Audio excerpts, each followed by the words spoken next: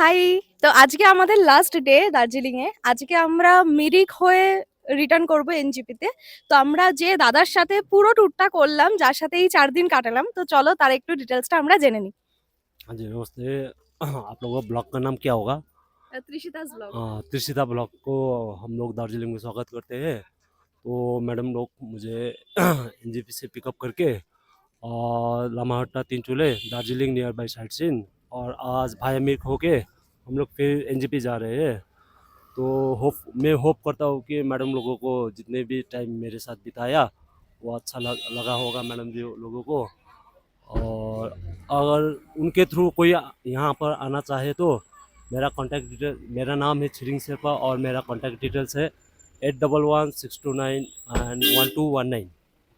और इस नंबर में मुझे कॉन्टैक्ट कर सकते हैं डायरेक्टली। और हम लोग थोड़ा बहुत पैकेज भी बनाते हैं लोगों के लिए। इतना ही कहना चाहता हूँ। Thank you.